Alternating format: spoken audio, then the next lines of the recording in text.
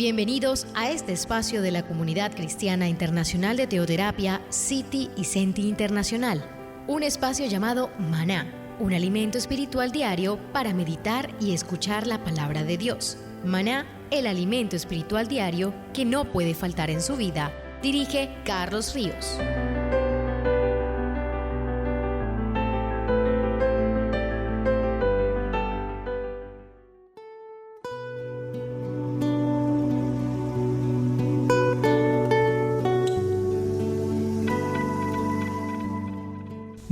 Muy buenos días, queridos oyentes, bienvenidos a este tiempo devocional donde nos levantamos a buscar a Dios, su presencia y su palabra en la vida de cada uno de nosotros. Bienvenidos a este espacio llamado Maná, fuente de bendición y salud espiritual para todos aquellos que se acercan. Estamos hablando acerca de la vida de Moisés. Estamos ya en el capítulo 17. Y estamos hablando de las crisis de Israel.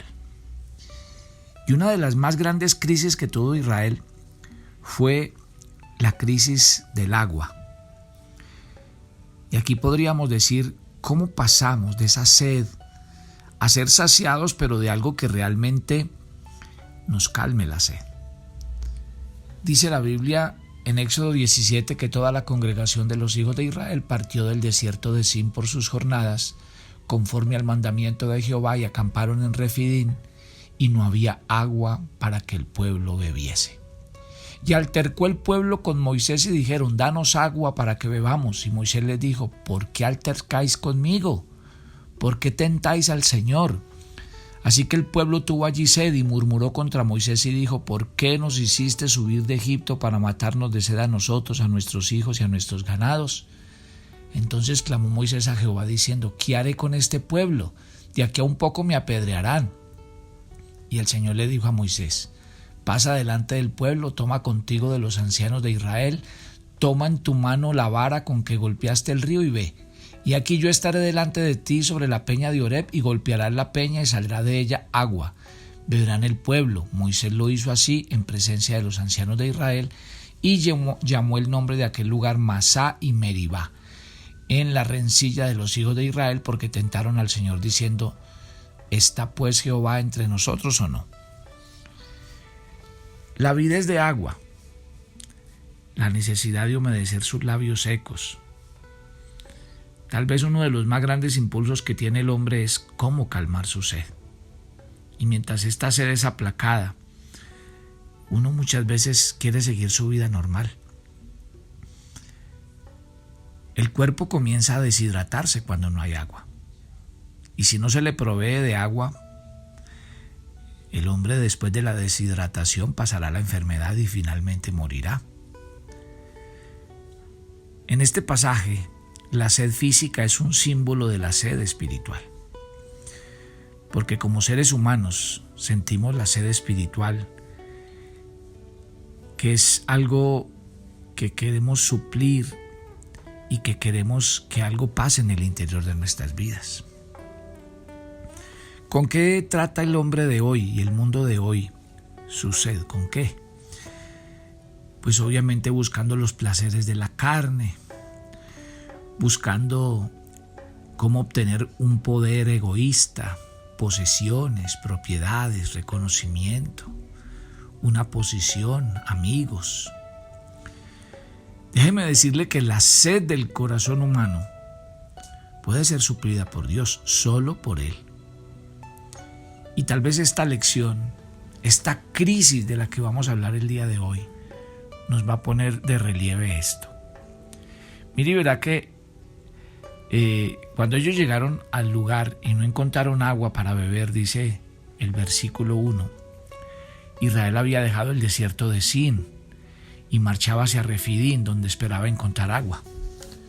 Cuando llegaron, descubrieron con horror que los arroyos estaban secos, que no había agua. El pueblo había estado ya vagando por el desierto durante algunos días, tal vez semanas. Y recuerde que estamos hablando de un pueblo de casi 2 millones de personas. Estaban cansados, fatigados, sedientos, completamente exhaustos. Los nervios estaban de punta. Y las reservas de agua que ellos traían se habían acabado. cuando llegaron a Refidín, ya estaban completamente sin agua. Entonces se escucharon las palabras del pueblo: no hay agua, los arroyos están secos. Y aquí vino la crisis. Claro, al verse el pueblo así, para ellos estar sin agua era una ocasión de vida o muerte, de supervivencia. ¿Qué iban a hacer? ¿Qué podían hacer? Fíjese el hecho, y esto es muy importante. Este Dios que los había llevado hasta allá a acampar en Refidín, el que los había guiado en la columna de nube con su propia presencia. ¿Por qué Dios los iba a llevar allí a que se murieran de sed? Eso no tiene sentido.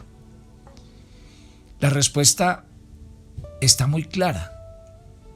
El Señor allí quería revelarse a su pueblo. El Señor evidentemente pensaba demostrarles a todo el pueblo que Él era Dios, que Él era el Dios de su salvación y de su liberación, el Dios que libera a su pueblo. El Señor en Refidín estaba probando el pueblo para fortalecer su fe, para enseñarles a confiar más en Él, en que Él los cuidaría y se encargaría de todo.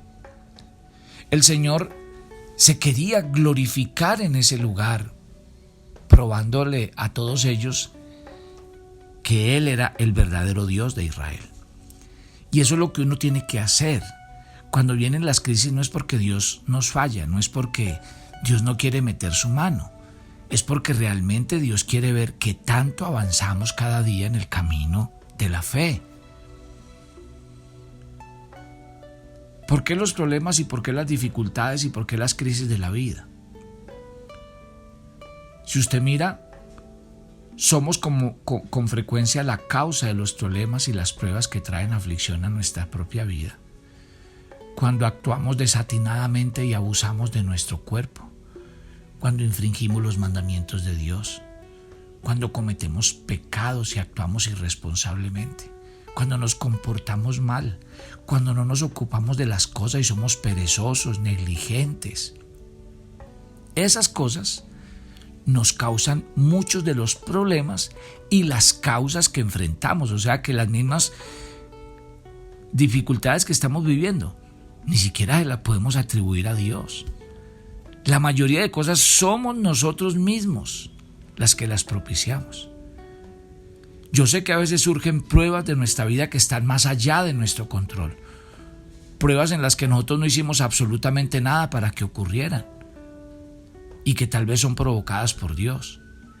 Pero a pesar de eso, Dios utiliza todas estas cosas para que nosotros aprendamos a clamar por ayuda, a confiar en Él cada día más y más, a volvernos más hacia la oración y hacia el ayuno, a que nos volvamos hombres de testimonios, mujeres de testimonios, que cuando Dios nos responda lo podamos contar a otros y así nos podamos acercar en plena certidumbre de confianza a Él.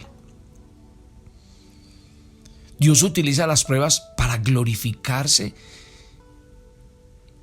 y exaltarse.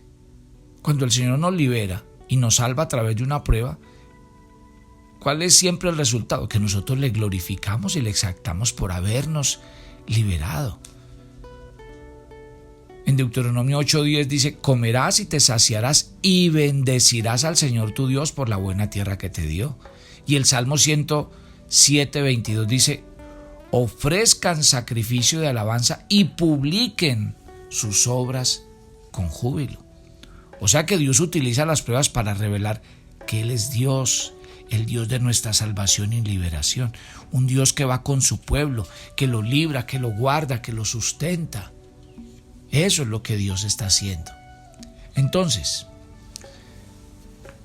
¿cuál fue el terrible pecado de Israel y por qué este día termina llamándose el día de la prueba? Porque así termina registrado en los salmos, el día en que yo probé vuestros corazones en Meribá. Mire y verá, ¿por qué el pueblo de Israel, cuando Dios lo probó, no pasó la prueba? ¿Por qué no confiaron en la misericordia de Dios, en aquel que los amaba y que hasta hoy no les ha dado sino muestras para que confíen en Él? Porque la primera reacción, dicen los versículos 2 y 3 de Éxodo 17 que estamos leyendo esta mañana, que ellos en vez de acudir a Dios, no, ellos no fueron a Dios. Ellos tenían sus ojos y sus esperanzas puestas en su líder terrenal, no en el Señor. Y fíjese lo que sucedió. Ellos discutieron y murmuraron ¿contra quién? Contra Moisés y contra Aarón. Les exigieron a ellos, danos agua. Los trataron a ellos dos como si ellos fueran magos o como si ellos pudieran obrar milagros y suplir las necesidades. Y el punto aquí es este. Los ojos del pueblo estaban en Moisés, no en Dios. Y se concentraron en Moisés como si él fuera un hacedor de maravillas o un obrador de milagros.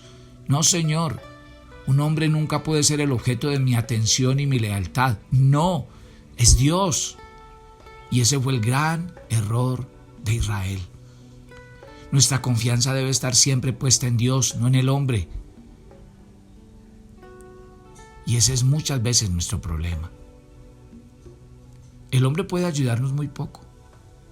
Y sobre todo cuando nos enfrentamos a una enfermedad mortal, a un terrible accidente, a la muerte de un ser querido, a una tragedia, a una bancarrota. Nuestra esperanza debe estar en Dios. El Salmo 31:19 dice: cuán grande es tu bondad que has guardado para los que te temen y que has mostrado a los que esperan en ti delante de los hijos de los hombres. El Salmo 37:3 dice: confía en el Señor y haz el bien, y habitarás en la tierra y te apacentarás de la verdad. Encomienda al Señor tu camino, confía en Él y Él hará, dice el verso 5 de este Salmo 37. El Salmo 118 dice: mejor es confiar en Jehová que confiar en el hombre.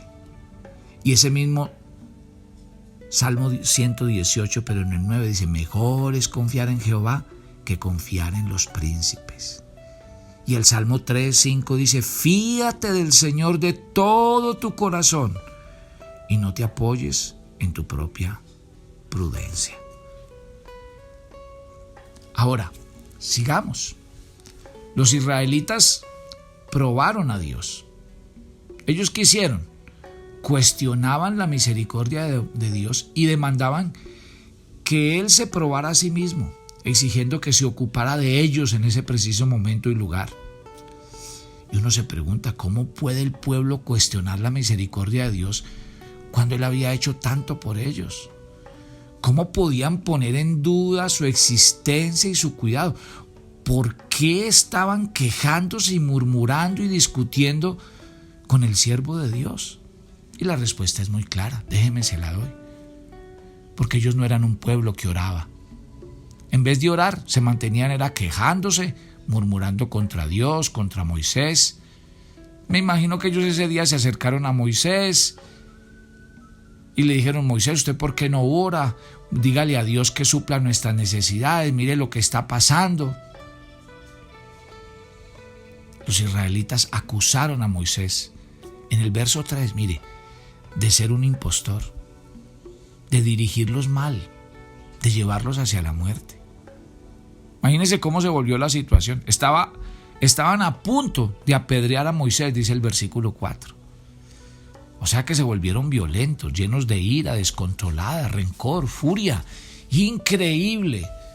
Se olvidaron de todo lo relacionado con las maravillas y provisiones de Dios y se centraron solo en el agua. Se olvidaron de lo relacionado a todo lo que Dios había hecho con su siervo Moisés, que los había liberado de Egipto y conducido a través del desierto. Familia, ojo que las crisis nos llevan a transformarnos, pero más que a transformarnos, a sacar lo que tenemos por dentro. Y mire que en medio de las crisis, mire cómo pueden terminar las buenas relaciones, buscando culpables y echándole la culpa a otros. No, esto no se trata de mirar hombres y mirar quién tuvo la culpa y buscar a quién echársela. Esto es delante de Dios. Déjeme decirle que a Dios no se le ha salido nada de las manos, pero nada. Si usted tiene algo contra alguien o si usted siente que están siendo injustos, arrodíllese para que usted vea cómo Dios saca la cara por usted. Pero no se preste para la murmuración, para la crítica. No se preste para eso. Pregúntese, ¿por qué los israelitas podían olvidar tan pronto la bendición de Dios? A causa de su corazón, un corazón carnal, pecador, egoísta. Y así lo dice Romanos cuando habla de la carne. Los designios de la carne son enemistad contra Dios. A causa de la incredulidad y la desconfianza, ellos no habían crecido en la oración ni en la confianza hacia el Señor. Día tras danza en sus andanzas por el desierto, en vez de crecer en conocer a Dios, en ser un pueblo de oración, se habían convertido en un pueblo criticón. O sea que la pregunta es, ¿oramos, buscamos a Dios, lo honramos o qué hacemos? Centrémonos en el versículo 4. Moisés clamó a Dios por ayuda, porque el pueblo estaba molesto, impaciente con él, a tal punto que se pusieron violentos, ya lo acabamos de ver. Bueno, Moisés hizo lo único que podía hacer. Se quedó a solas con Dios, clamó a Dios por su ayuda, pero fíjese que Moisés no estaba molesto con el pueblo de Israel, no. Él dijo, bueno, Señor, encárgate de esta situación. ¿Qué pasó? Dicen los versículos 5 y 6 que Dios le dijo que pasara delante del pueblo, que tomara algunos de los ancianos de Israel y con él su vara. ¿Para qué llevar a los ancianos? Para que fueran testigos del milagro que iba a pasar. ¿Para qué llevar la vara? No para lanzar ninguna plaga sobre ellos, sino para hacer surgir el poder de Dios. Dios quería suplir las necesidades de este pueblo desconfiado. Imagínense la paciencia, la tolerancia, el gran amor de Dios. Ahora, Dios prometió hacer por su pueblo todo y prometió que estaría delante de su siervo en la peña de Oreb, dice el versículo 6. Dios le dio instrucciones a su amado siervo de golpear la peña y prometió que al golpearla el agua brotaría. Moisés obedeció, dice el verso 6, tomó su vara, golpeó la peña a vista de todos los ancianos allí presentes y el resultado fue que el agua brotó de la peña. Brotó como un río, como arroyos. Fíjese otro hecho también, se dice que el Señor mismo estaba allí provocando que el agua manara de la peña. ¿Cómo fue posible? Pues obviamente el poder de Dios. El Señor estaba delante de la peña y cuando Moisés la golpeó, provocó un río, que las aguas brotaran. Gloria a Dios. El desierto deja a las personas secas, agotadas, vacías de cualquier humedad. Y esa es la imagen del hombre que se queda espiritualmente seco, áspera o vacío. Pero el hombre que tiene un espíritu seco, mire y verá que ve a Dios lejos. Yo le doy estas características del que tiene un espíritu seco y usted me dice cómo está este día su corazón. Dígame usted cómo está su corazón. Dejemos que sea Dios el que nos hable esta mañana. Yo le doy estas características y usted me dice cómo está su espíritu delante de Dios. El hombre que tiene un espíritu seco ve a Dios lejos. El hombre que tiene un corazón seco, la ternura se le secó hace tiempo. El hombre que tiene un alma seca, le falta una relación personal con Dios, una devoción personal. El hombre que tiene seca su vida amorosa, está lleno de egocentrismo y todo el tiempo está extinguiendo cualquier oportunidad de compartir junto con otra persona. El hombre que tiene una mente seca, las distracciones del mundo rigen cada pensamiento. El hombre que tiene los oídos secos, la palabra de Dios no se escucha o se escucha con fingimiento. El hombre que tiene seca una carrera, el trabajo se ha convertido en una tarea horrible. El hombre que tiene seca una vida familiar, tiene poca comunicación y no hay amor. El hombre que tiene seca la visión del futuro tiene poca esperanza y satisfacción. Y esa es la crisis del agua. Porque las personas vacías sienten una desesperada necesidad de saciar su sed. Pero fíjese, hay noticias. Porque hay un agua que calma la sed y la sequedad del hombre. Existe un agua viva, un agua que da vida al hombre. Esa agua es Jesucristo mismo. Dice la Biblia claramente que Jesucristo es el agua de vida, que Él puede saciar la sed y resolver ese espíritu seco, ese corazón seco, esa alma seca, esa vida amorosa seca, las amistades secas, la mente seca, los oídos, todo lo que está seco en nuestras vidas, que está lleno de aridez. Hay una gran lección aquí. Debemos aprender a confiar en Dios. Creer que Él se encarga de nuestras necesidades, que Dios suplirá nuestras necesidades, inclusive las más severas y difíciles. El lugar de Refidín siempre será recordado en la Biblia. Moisés quería las siguientes generaciones nunca olvidaran y siempre recordaran lo que sucedió en Refidín, en Meribá. Y por eso le dio ese nombre, Masá y Meribá, que significa prueba, poner a prueba, que significa discusión, contienda, enfrentamiento. Dos importantes lecciones debían aprenderse en este punto.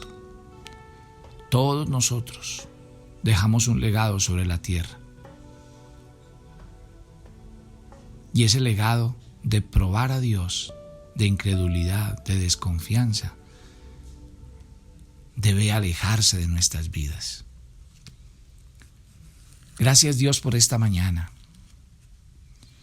Gracias Dios porque muchas veces la falta de agua no es que tú nos quieras matar de sed, sino que realmente lo que nos lleva es a mirar dónde está puesta nuestra confianza y nuestra esperanza.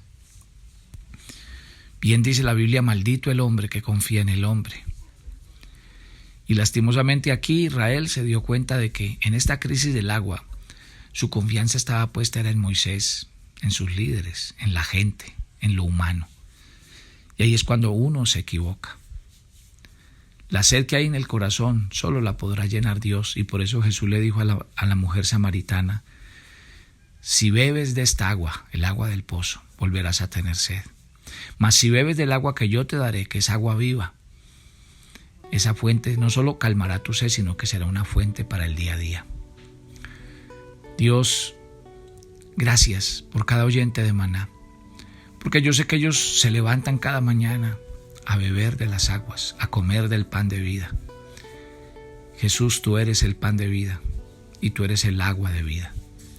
Sacia el corazón de cada persona esta mañana, que al salir ellos hoy a laborar o a hacer sus actividades se sientan completamente llenos y saciados.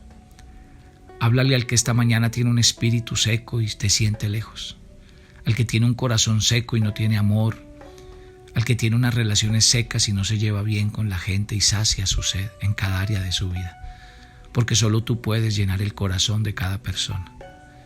Quiero decirte esta mañana, si tu corazón está vacío, no lo busques en los hombres, te equivocarás. Te pasará como a la mujer samaritana. 5 maridos había tenido y 5 veces había fracasado porque los hombres no llenan. Solo Dios llena el corazón del hombre. Que Dios hace tu sed y que Dios inunde tu corazón en este día y en este tiempo. Que la bendición de Dios Padre te acompañe y te pastoree este día y que Él te guarde y te sustente en Cristo Jesús. Amén y amén. Recuerden que esta noche comenzamos el ayuno, martes 6 p.m. hasta el miércoles 6 p.m. Los invitamos a que separe este tiempo y mañana vamos a estar conectados a las 5 de la mañana y a las 12 del día. Dios les bendiga.